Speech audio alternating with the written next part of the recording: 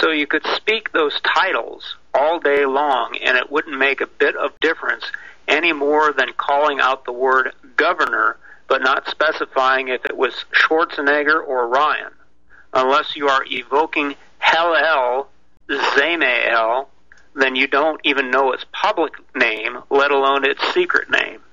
But back to wishful thinking.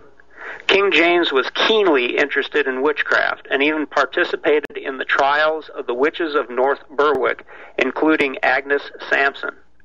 James Stewart wrote his book, Demonology, in 1597 to refute Reginald Scott's 1584 book, Discovery of Witchcraft.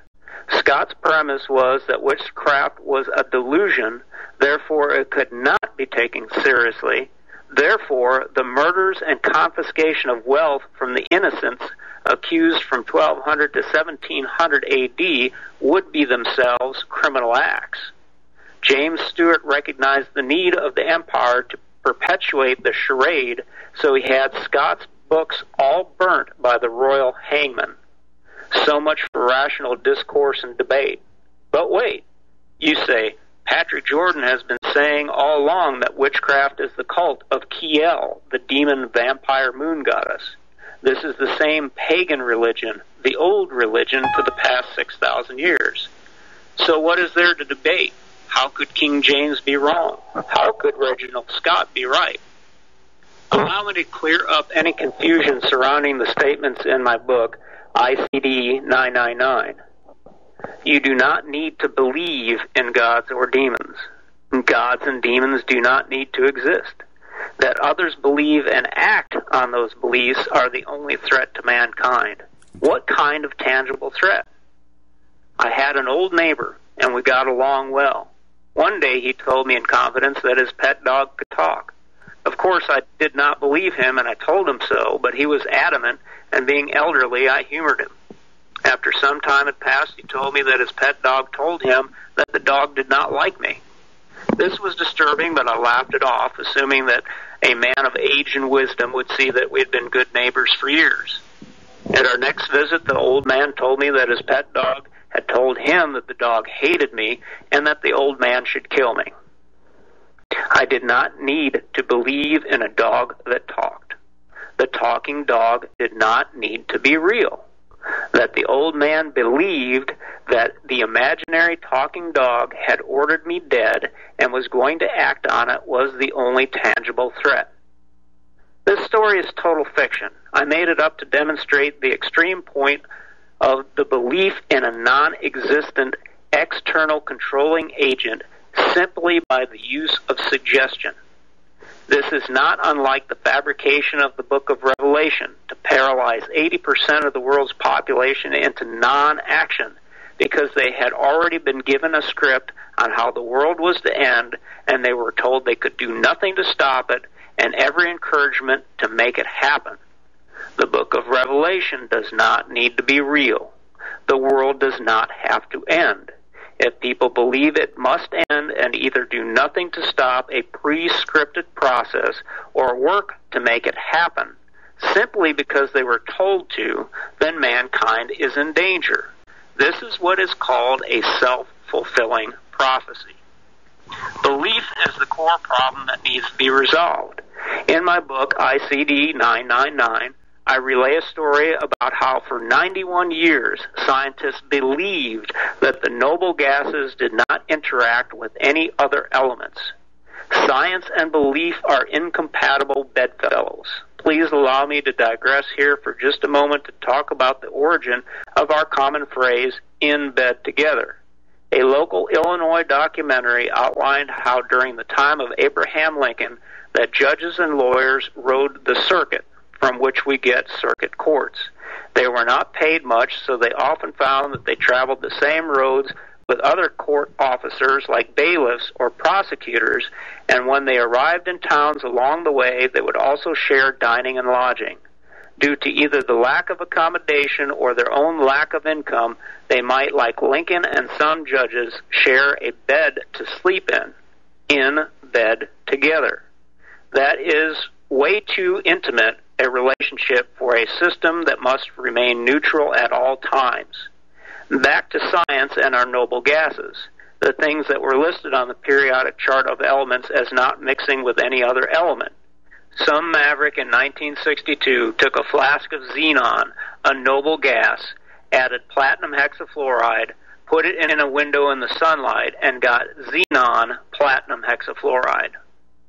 To not act is a choice, and therefore a reaction to stimulus.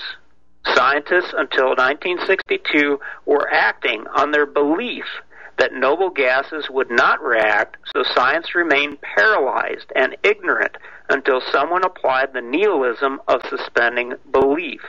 When belief is abandoned, the only thing left is inquiry. Inquiry leads to understanding, but that is solely based on experience. This is the heart of the scientific method that begins with observation. One of the saddest examples of this sick religion is found in the doctor in Florida who injected a small boy with a vaccine. The boy lost consciousness, hit his head on the floor, and died. The doctor denied that the vaccine caused it and recorded head injury on the death certificate. The doctor was a witch who believed that it was his duty to kill a boy by causing the boy to be possessed by a demon prepared in the syringe. The doctor did not need to be a witch, and the vaccine did not need to be a demon for the boy to die. It was solely the belief of the doctor that he must cause the boy to die that made it so. Do you see that I've surgically removed everything except the choice to do evil? There were outside agents at work because if he did not give the boy a shot, he would not be paid for the execution. But that, again, is a choice. He could have chosen to remain poor, unrewarded, or changed professions.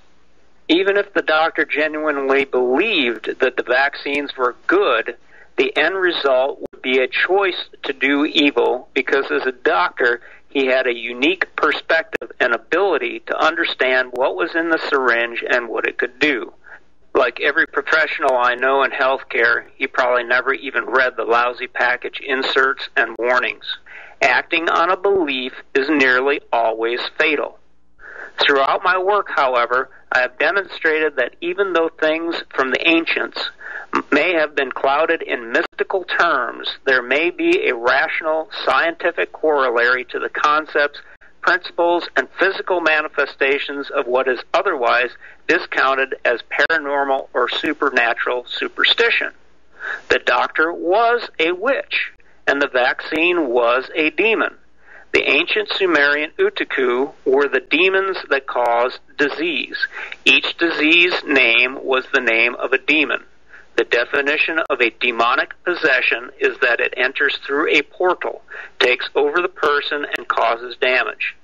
The needle punched a hole in the child. The Utuku entered the child, possessed him, took him over, and caused damage. The doctor used a witch's potion. Witches' potions were made of animal blood, toxic metals, and poisons. This is the very definition of a vaccine. We have simply taken 6,000 years of mystic language and recodified it into street terms, and the appearance, action, and results are identical. Infection is possession. When rabies enters through a bite or needle, this is a portal.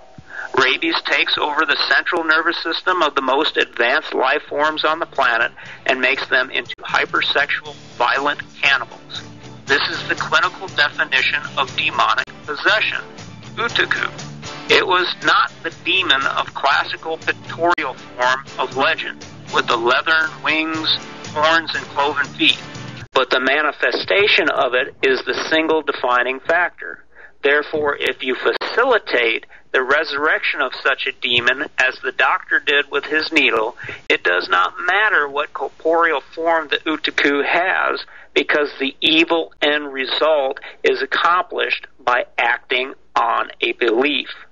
The doctor summoned the demon,